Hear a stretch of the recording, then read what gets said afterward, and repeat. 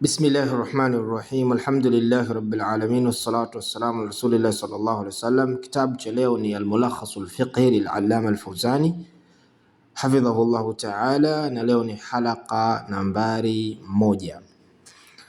Kitabu hichi ni cha fiqhi, na katika milango ambayo ameweka Sheikh hafidhahu Allahu ta'ala katika kitabu hichi akaweka babun fi zakatil fitr, mlango unaozungumzia zaka ya fitr, zaka ambayo Muislamu anaitoa pindi anapokwenda kuswali sala ya Eidul Fitr. Kabla yake anatakiwa atoe zaka hii. Akasema zakatul fitr min Ramadhanil mubarak, yani zakatul fitr ipo katika mwezi mtukufu wa Ramadhan, au inatokana na mwezi mtukufu wa Ramadhan.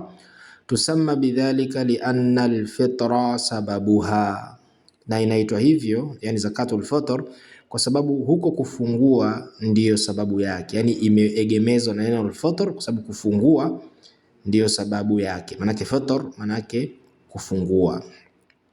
Fa idafatuha ilayhi min idafati shay'i ila sababihi, kwa kuunganishwa na kuegemezwa neno zaka kwa fitr ni kuegemeza kitu kwa sababu yake. Wadalilu ala wujubiha, dalili ya kuwajibisha kwa Waislamu lazima watoe zaka hii ni alkitabu was sunna wal ijma', ni Qur'an. Kuna dalili kutoka katika Qur'an, katika sunna ya Mtume sallallahu alaihi wasallam, na mjumuiko wa maulama wa Kiislamu. Qala Allahu ta'ala, Allah subhanahu wa ta'ala anasema qad aflaha man tazakka, amefaulu yule atakaye toa zaka na akaitoa. Qala ba'du salaf, baadhi ya wema wakasema almuradu bitazakki huna, kilichokusudiwa na lafdhi hiyo tazakki hapo ni ikhraju zakatil fitr, ni kuitoa hiyo zakatul fitr.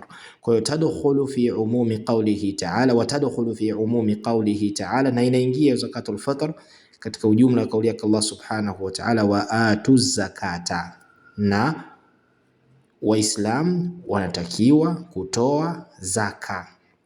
Kwa hiyo ni dalili kutoka katika Qur'an. Ama katika sunna fi sahihaini wa ghairihima, kutoka katika sahihi mbili ya Bukhari na Muslim na kwingineko, faradha Rasulullah sallallahu alaihi wasallam, mtume amefaradhisha kwa Waislamu zakat al-fitr, zaka inayosababishwa na kufungua na kumalizika mwezi wa Ramadhan, sa'an min tamrin, yani pishi katika tende, wa sa'an min sha'irin, na pishi katika shairi aina ya ngano, ala al-abdi anatolewa mtumwa, wal hur, na mtu huru anatolewa pia, ala al-abdi wal hur wal dhakari, anatolewa pia mwanaume, wal untha was saghir wal kabir, na mwanamke na mtoto mdogo, yani yoyote wa jinsia yoyote, na mkubwa, minal muslimin, katika Waislamu.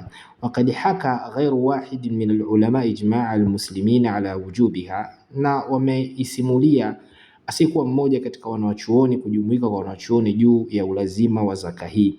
Wal hikmatu ala mashru'iyatiha, na hikma ya kuwekwa kwamba ni halali na ni sheria kuitoa zaka hii, annaha, kwamba ukitoa zaka hii, annaha tuhratun lisaim, yani kwamba hii ni tuhratun lisaim min al-laghwi war-rafathi, yani ni tohara kwa yule anayefunga